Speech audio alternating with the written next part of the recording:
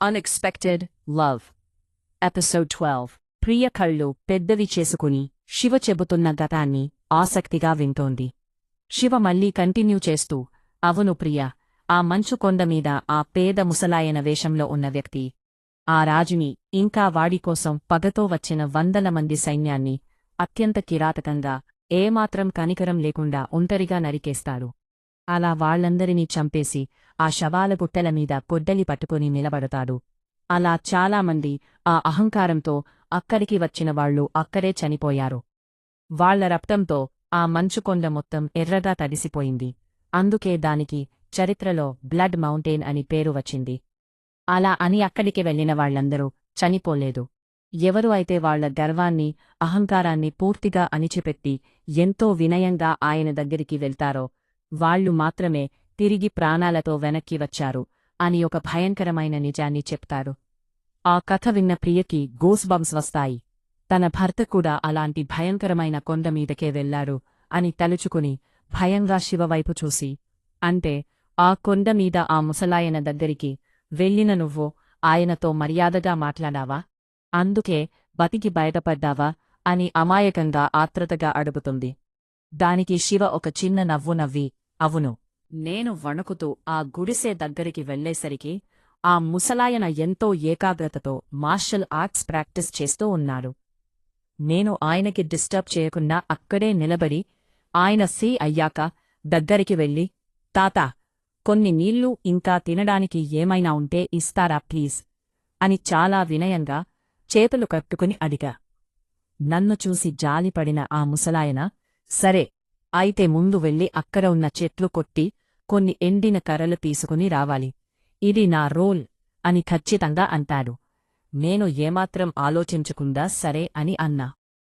నా వినయం చూసి ఆయన నాకు ముందు తాగడానికి నీళ్లు, ఇంకా అడవిలో దొరికే కొన్ని పండ్లు ఇచ్చాడు. నేను అవి కడుపు నిండా తిని నీళ్లు తాగి నా ప్రాణాలు నిలబెట్టుకున్నాను.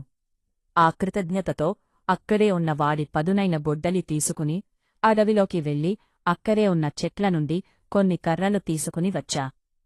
ఇంకా నేను ఆ ముసలాయన దగ్గరికి వెళ్ళి, తాతా, నువ్వు చెప్పినట్టు కర్రలు తీసుకుని వచ్చా, ఇవిగో అని నేను ఎంతో కష్టపడి తెచ్చిన కర్రలు ఆయనకి ఇచ్చా. ప్రాణాలు నిలిపినందుకు దండం పెట్టి, ఇంకా నేను వెళ్తా తాతా అని చెప్పి అక్కడికి బయటికి వెళ్తామని ఆ ఇంటి వాకిలి వరకు వచ్చా. అప్పటికీ నాకు ఆ కొండ పేరు బ్లడ్ మౌంటైన్ అని, ఆయన ఆ రాజుని చంపిన వ్యక్తి అని తెల్లేదు. నేను వాకిలి దాటుతుండగా ఇంతలో ఆ ముసలాయన వెనక నుండి గంభీరమైన గొంతుతో ఆగు అని అంటాడు. నాకు ఏమీ అర్థంకాక భయంగా వెనక్కి తిరిగి చూసా. ఆ వ్యక్తి నావైపు నడుకుంటూ వచ్చి సూటిగా నా కళ్లలోకి చూసి, నువ్వు నా శిష్యుడివి అవుతావా అని అడిగాడు. నేను ఆ ముసలాయన వైపు కొంచెం వింతగా చూసా. నా వయసు ఏంటి, ఈయన దగ్గర శిష్యరికం ఏంటి అని. అప్పుడు ఆ ముసలాయన నా కన్ఫ్యూజన్ చూసి, నేను ఎవరో తెలుసా అని అడిగాడు. నేను ఏమీ తెలియదు అన్నట్టు తల ఊపా. అప్పుడు ఆయన, పరశురాముడు అంటారు నన్ను అని తన నిజస్వరూపం చెప్పాడు. ఆ పేరు వినగానే నా ఒంటలో నరాలు చెలదరించాయి. నేను ఇంకా అలానే కళ్ళు పెద్దవి చేసుకుని షాక్లో ఉండిపోయాను. సాక్షాత్తు పురాణాల్లో విన్న ఆ పరశురాముడు నా కళ్ల ముందు ఉన్నాడా అని నాకు ఏమీ అర్థం కాలేదు. అప్పుడు ఆ ముసలాయన నా వైపు చూసి మళ్ళీ అడుగుతాడు, ఏంటి, నా శిష్యుడిగా ఉంటావా అని. ఆ మాట వినగానే నేను తేరుకుని వెంటనే సరే అని అన్నా. ఎవరైనా అలాంటి ఒక గొప్ప దేవుడిలాంటి ఆఫర్ ఇస్తే వద్దు అంటారా? అది కూడా చిరంజీవుల్లో ఒకరిగ్గా పరశురాముడు స్వయంగా అడుగుతుంటే నేను ఎందుకు కాదంటాను? ఆయన నాకు విద్య నేర్పించడానికి ఒక కండిషన్ పెట్టాడు అని కొంచెం సస్పెన్స్గా ఆపుటాడు శివ. ప్రియ ఆసక్తిగా ముందుకు వంగి, ఏండది, ఏం కండిషన్ అని అడుగుతుంది. 5 సంవత్సరాల వరకు నేను ప్రపంచానికి దూరంగా అక్కడే ఆ మంచుకొండమీదే ఉండి శిక్షణ తీసుకోవాలి అని. నేను కూడా నాకిక్ వేరే దారి లేక ఆ గొప్ప విద్య కోసం సరే అని అన్నా. అలా నేను 5 సంవత్సరాల వరకు అక్కడే ఆ మంచుకొండమీదే ఎలాంటి టెక్నాలజీ మనుషులు లేకుండా పరశురాముడి దగ్గర మార్షల్ ఆర్ట్స్ ఇంకా ఎన్నో అతీంద్రియ శక్తులు విద్యలు నేర్చుకున్నా. నేను 5 ఏళ్లు మా ఇంట్లో వాళ్లతో కనీసం ఒక్క మాట కూడా మాట్లాడలేదు. ఫోన్స్ ఉండవు కదా. అందువల్ల ఆ మంచు తుఫాన్లోనే నేను చనిపోయాను అని అందరూ గుడ్డిగా నమ్మసేరా. కర్మకాండలు కూడా చేశారా. కాని 5 సంవత్సరాల కఠోర శిక్షణ తర్వాత నా విద్య పూర్తయ్యాక ఆయన ఆశీర్వాదం తీసుకుని మళ్ళీ తిరిగి ఇంటికి వచ్చా. కాని నేను ఇంటికి రాగానే ప్యాలెస్ మెయిన్ గేట్ దగ్గరే విక్రమ్ అంకుల్ నన్ను ఆపి ఎంతో ఎమోషనల్ అయిపోయి నేను లేని ఈ 5 ఏళ్లలో ఈ సిండికేట్లో జరిగిన ఘోరం అంతా పూసగుచ్చినట్లు చెప్పారు అని గొంతులో బాధను దాచుకుంటూ అంటాడు. ఏం జరిగింది శివ ఆ 5 ఏళ్లలో అని ప్రియ భయంగా జాలిగా అడుగుతుంది. ఆ అధికార దాహంతో ఉన్న రోహన్ ధీర వాళ్లతో పాటు రావు ధరణి ఫ్యామిలీస్ వాళ్ళు ఇంకా ఇద్దరు కలిసి ఆ భూమికి సంబంధం లేని చీకటి లోకం పాతాళ లోకం నుండి కొందరు భయంకరమైన రాక్షసులను పిలిపించుకొని వాళ్లని పంపించి రాత్రికి రాత్రే మా కుటుంబాన్ని మా వంశాన్ని మొత్తం ఏకకాలంలో చంపాలి అని ఒక పెద్ద కుట్ర పన్ని దాడి చేశారు. కాని ఆ ఎటాక్ గురించి ముందే పసిగట్టిన విక్రమ్ అంకుల్ ఇంకా మా నాన్న దేవ్ ఇద్దరూ కలిసి తమ ప్రాణాలకు తెగించి ఆ వచ్చిన రాక్షసులందరినీ వీరోచితంగా పోరాడి చంపేశారు. కాని ఆ భయంకరమైన రాక్షసులతో జరిగిన పోరాటంలో మా నాన్నకి కూడా చాలా తీవ్రమైన గాయాలు అయ్యాయి. ఆ గాయాల నుండి కోలుకోలేక అందుపల్లైన ఆయన అక్కడే రక్తపు మడుగులో మా కళ్ల ముందే చనిపోయాడు. అంతేకాదు ఆ రోజు మా నాన్నను కాపాడే ప్రయత్నంలో మా కింద నమ్మకంగా పనిచేసేవాళ్లలో కూడా చాలామంది ప్రాణాలు వదిలారు. ఆ రక్తపాతం మా నాన్న మరణం అంతా చూసి మా అమ్మ తట్టుకోలేకపోయింది. ఈ దరిద్రపు సిండికేట్లో ఇక క్షణం కూడా ఉండొద్దు అని మా ప్రాణాలైనా కాపాడుకోవాలని భూమి మీదకి అంటే నార్మన్ సిటీలోకి వెళ్ళిపోదాము అని పట్టుబట్టింది. ఇంకా నేను కూడా మా అమ్మ ఏడుపు చూడలేక ఆమెను కాపాడుకోవడం కోసం తప్పక భూమి మీదకి వచ్చేశా. అందుకే మీ నాన్న రాజేంద్రవర్మ హెల్ప్ తీసుకుని మనం సిటీలో అలా నార్మల్ పీపుల్లా బతుకుతున్నాం. కాని అప్పటినుండి నా గుండెల్లో ఒకటే కోరిక, ఎలాగైనా తిరిగి సిండికేట్కి వెళ్ళాలి. మా నాన్నని కూత్రతో చంపిన ఆ రోహన్ ఇంకా మిగతా ఆ ఇద్దరిని అత్యంత కిరాతకంగా చంపాలి అని ఎప్పటినుండో సమయం కోసం ఎదురుచూస్తూ ఉన్నా అని కళ్లలో పగ రగులుతుండగా పళ్ళు కొరుకుతూ ఎంతో గంభీరంగా అంటాడు శివు. ఇప్పుడు ప్రియకి శివ అసలు ఫ్లాష్ బ్యాక్ ఏంటో వాడి పగ వెనుక ఉన్న ఆ నిజం ఏంటో పూర్తిగా తెలిసింది. శివ అలా పగతో రగిలిపోతుంటే ప్రియ ఎంతో ప్రేమగా ఓదార్పుగా తన మృదువైన చేతిని శివ భుజం మీద వేస్తుంది. ప్రియ స్పర్శ తగలగానే శివ కూడా తన కోపాన్ని అణుచుకుని తనని శాంతపరుస్తున్న ప్రియవైపు ప్రేమగా చూస్తాడు. ఇద్దరూ అలానే ఒకరి కళ్ళలోకి ఒకరు చూసుకుంటూ ఒక మౌనమైన భాష చేసుకుంటూ ఉంటారు. సరిగ్గా అప్పుడే ఆ రొమాంటిక్ వాతావరణాన్ని డిస్టర్బ్ చేస్తూ రంజిత్ వేగంగా క్యాబిన్ డోర్ ఓపెన్ చేసుకుని అక్కా అంటూ కంగారుగా లోపలికి వస్తాడు. అలా సడన్గా రంజిత్ రావడంతో ఇద్దరూ ఉలిక్కిపడి ఆ ప్రేమ లోకం నుండి వాస్తవంలోకి వస్తారు.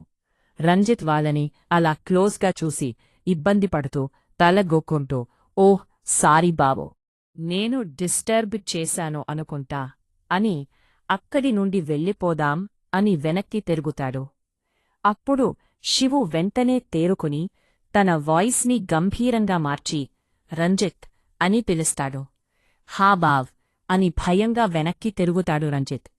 నీతో కొంచెం ముఖ్యమైన విషయం మాట్లాడాలి, రా బయటికి అని చెప్పి శివు ప్రియని అక్కడే వదిలేసి వేగంగా క్యాబిన్ బయటకి నడుస్తాడు. రంజిత్ కూడా శివు వెనుకే వేగంగా అడుగులు వేస్తాడు. ఇద్దరూ ఇంకా అక్కడి నుండి ఎవరూ లేని ఒక బాల్కనీ వైపు వెళ్ళిపోతారు. ప్రియ మాత్రం అలానే వాళ్ళు వెళ్తున్న వైపు ఆలోచిస్తూ ఉంటుంది. శివు బయటికి రాగానే రంజిత్తో వాయిస్ తగ్గించి అత్యంత సీరియస్గా రంజిత్, రోహన్ దాడికి నా వార్నింగ్ అంది ఉంటుంది. వాడు ఖచ్చితంగా ఎదురుదాడికి ప్లాన్ చేస్తారు. అందుకే వెంటనే మన ప్యాలెస్ చుట్టూ మీ అక్క చుట్టూ సెక్యూరిటీ డబుల్ టైప్ చెయ్యే, ఎవరూ లోపలికి రాలేని విధంగా కట్టడి చెయ్యే. కాని ఈ విషయం మీ అక్కకి అస్సలు తెలియకూడదు, తను మళ్ళీ అనవసరంగా భయపడుతుంది అని ఆర్డర్ వేస్తాడు. రంజిత్ కూడా పరిస్థితి తీవ్రతను అర్థం చేసుకుని అలాగే బావ్, నేను పర్సనల్గా అంతా చూసుకుంటాను అని అంటాడు. ఇంకా రంజిత్ అక్కడి నుండి సెక్యూరిటీ అరేంజ్మెంట్స్ కోసం వేగంగా వెళ్ళిపోతాడు. శివ ఒక్కడే అక్కడే బాల్కనీలో నిలబడి కిటికీ అద్దం నుండి ఎర్రగా అస్తమిస్తున్న ఆ సూర్యుడిని చూస్తూ, రేపు జరగబోయే రక్తపాతాన్ని ఊహించుకుంటూ ఒక క్రూరమైన నవ్వు నవ్వి, ఇంకా యుద్ధం మొదలైంది రోహన్, నీ కౌంట్ డౌన్ స్టార్ట్ అని తనలో తాను గొనుక్కుంటాడు. మరోపక్క సిండికేట్లోని ధీరా మ్యాన్షన్లో రోహన్ తన ముఖ్యమైన మనుషులతో, కమాండర్స్తో మీటింగ్లో ఉన్నాడు. శివ బ్లడ్ మౌంటైన్ అన్న నిజం తెలిసి రోహన్కి నిద్రపట్టడం లేదు. ఎలాగైనా వీడిని ముందే అంతం చెయ్యాలి అని. చూడండి, వాడి గతం తెలిసాక వాడిని డైరెక్ట్గా మన మనుషులతో ఫేస్ టు ఫేస్ అటాక్ చెయ్యాలేం. అలా చేస్తే మనమే కుక్కచావు చస్తాం. కాబట్టి వారిని చంపడానికి మనకి ఇంకా ఒక్కటే దారి మిగిలింది అని ఒక భయంకరమైన ప్లాన్ని ఆలోచిస్తూ అంటాడు. ఇంతలో వాళ్లల్లో ఒక ముఖ్యమైన కమాండర్ కుర్చీలోంచి లేచి, అంటే లీడర్, మీరు చెప్పేది వాళ్లనా అని భయంగా అడుగుతాడు. హా, ఆ చీకటి లోకపు రాక్షసులు. వాళ్లు మాత్రమే ఈ శివని మట్టి కరిపించి చంపగలరు. వాళ్లకి మరణం లేదు అని క్రూరంగా అంటాడు రోహన్. Unexpected love episode 12.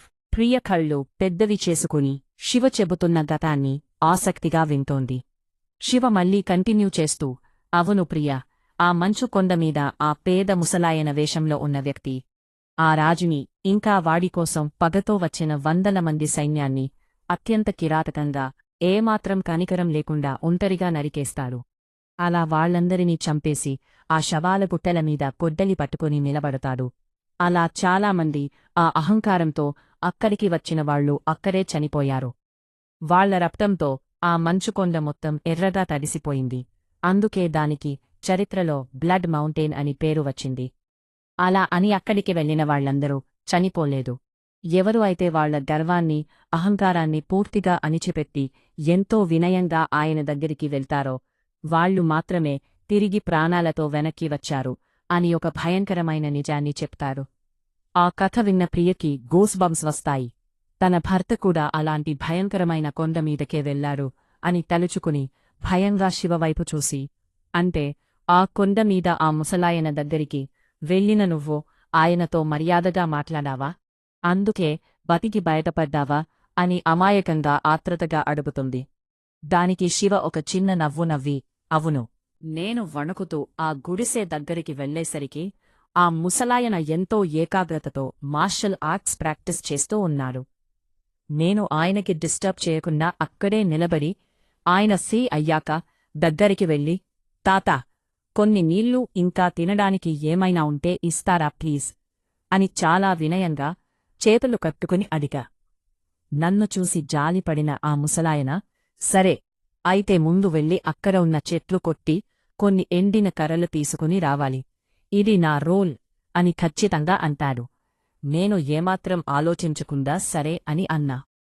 నా వినయం చూసి ఆయన నాకు ముందు తాగడానికి నీళ్లు, ఇంకా అడవిలో దొరికే కొన్ని పండ్లు ఇచ్చాడు.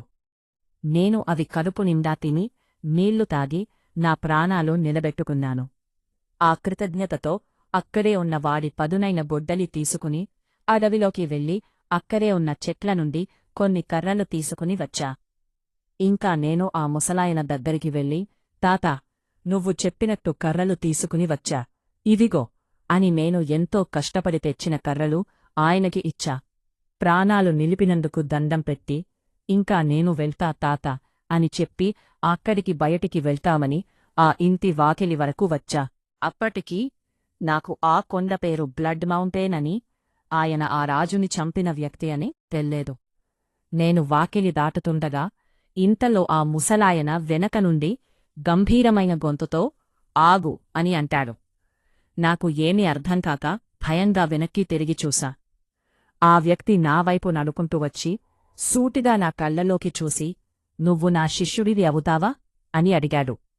నేను ఆ ముసలాయన వైపు కొంచెం వింతగా చూసా. నా వయసు ఏంటి, ఈయన దగ్గర శిష్యరికం ఏంటి అని. అప్పుడు ఆ ముసలాయన నా కన్ఫ్యూజన్ చూసి, నేను ఎవరో తెలుసా అని అడిగాడు. నేను ఏమీ తెలియదు అన్నట్టు తల ఊపా. అప్పుడు ఆయన, పరశురాముడు అంటారు నన్ను అని తన నిజస్వరూపం చెప్పాడు. ఆ పేరు వినగానే నా ఒంటలో నరాలు చెలదరించాయి. నేను ఇంకా అలానే కళ్ళు పెద్దవి చేసుకుని షాక్లో ఉండిపోయాను. సాక్షాత్తు పురాణాల్లో విన్న ఆ పరశురాముడు నా కళ్ల ముందు ఉన్నాడా అని నాకు ఏమీ అర్థం కాలేదు. అప్పుడు ఆ ముసలాయన నా వైపు చూసి మళ్ళీ అడుగుతాడు, ఏంటి నా శిష్యుడిగా ఉంటావా అని. ఆ మాట వినగానే నేను తేరుకుని వెంటనే సరే అని అన్నా. ఎవరైనా అలాంటి ఒక గొప్ప దేవుడిలాంటి ఆఫరిస్తే వద్దు అంటారా? అది కూడా చిరంజీవుల్లో ఒకరిగ్గా పరశురాముడు స్వయంగా అడుగుతుంటే నేను ఎందుకు కాదంటాను? ఆయన నాకు విద్య నేర్పించడానికి ఒక కండిషన్ పెట్టాడు అని కొంచెం సస్పెన్స్గా ఆపుతాడు శివ.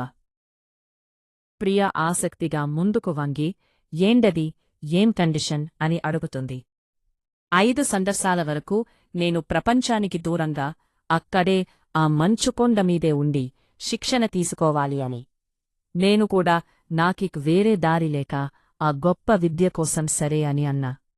అలా నేను 5 సంవత్సరాల వరకు అక్కడే ఆ మంచుకొండ మీదే ఎలాంటి టెక్నాలజీ మనుషులు లేకుండా పరశురాముడి దగ్గర మార్షల్ ఆర్ట్స్ ఇంకా ఎన్నో అతీంద్రియ శక్తులు విద్యలు నేర్చుకున్నా. నేను 5 ఏళ్ళు మా ఇంట్లో వాళ్లతో కనీసం ఒక్క మాట కూడా మాట్లాడలేదు. ఫోన్స్ ఉండవు కదా. అందువల్ల ఆ మంచు తుఫాన్లోనే నేను చనిపోయాను అని అందరూ గుడ్డిగా నమ్మసేరా. కర్మకాండలు కూడా చేశారా. కాని 5 సంవత్సరాల కఠోర శిక్షణ తర్వాత నా విద్య పూర్తయ్యాక ఆయన ఆశీర్వాదం తీసుకుని మళ్లీ తిరిగి ఇంటికి వచ్చా.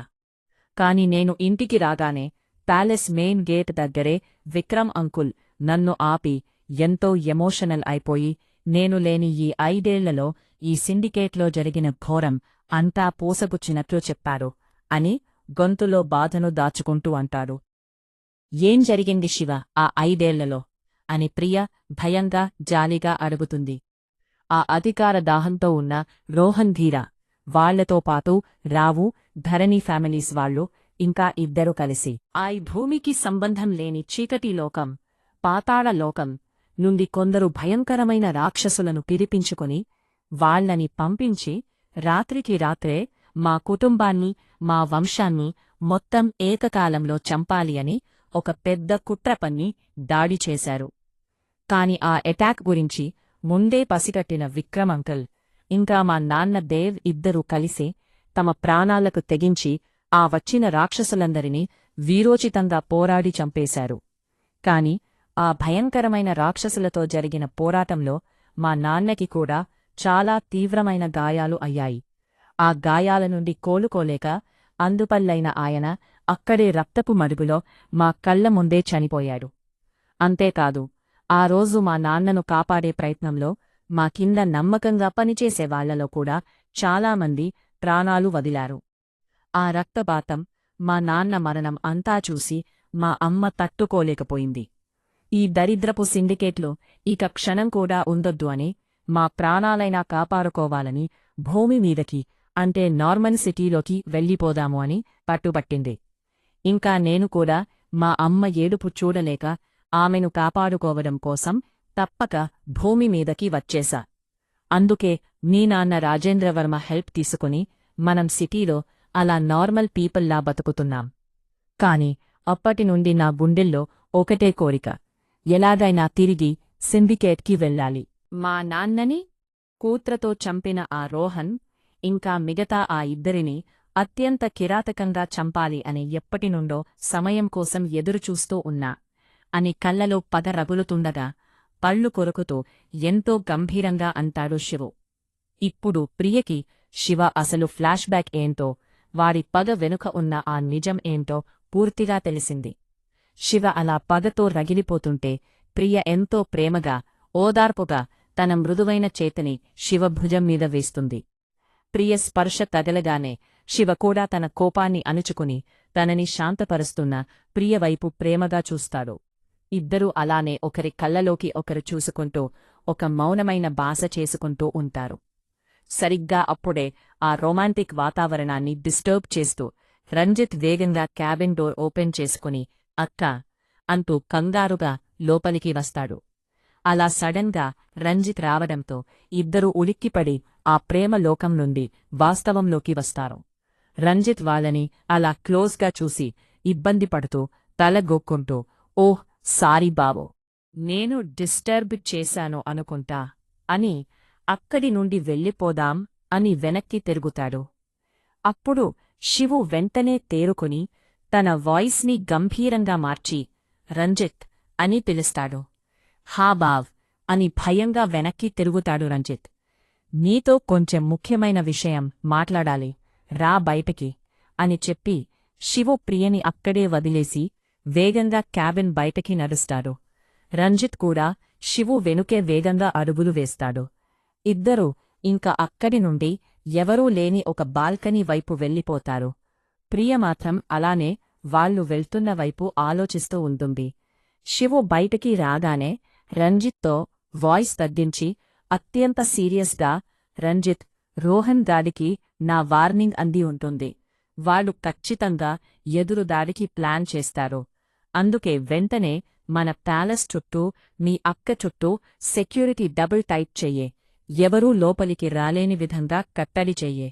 కాని ఈ విషయం మీ అక్కకి అస్సలు తెలియకూడదు, తను మళ్ళీ అనవసరంగా భయపడుతుంది అని ఆర్డర్ వేస్తాడు. రంజిత్ కూడా పరిస్థితి తీవ్రతను అర్థం చేసుకుని అలాగే బావ్, నేను పర్సనల్గా అంతా చూసుకుంటాను అని అంటాడు. ఇంకా రంజిత్ అక్కడి నుండి సెక్యూరిటీ అరేంజ్మెంట్స్ కోసం వేగంగా వెళ్ళిపోతాడు.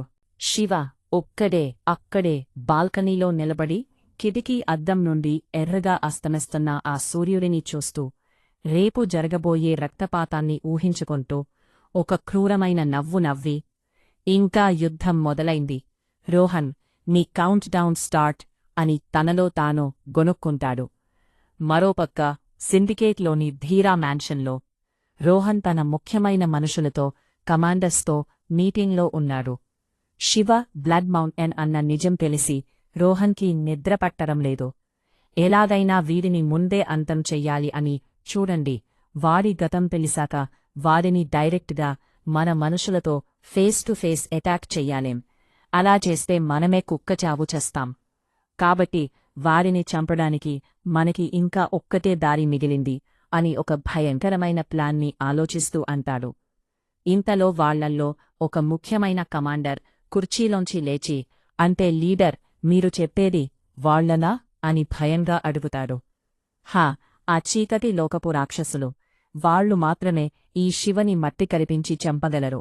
వాళ్లకి మరణం లేదు అని క్రూరంగా అంటాడు రోహన్.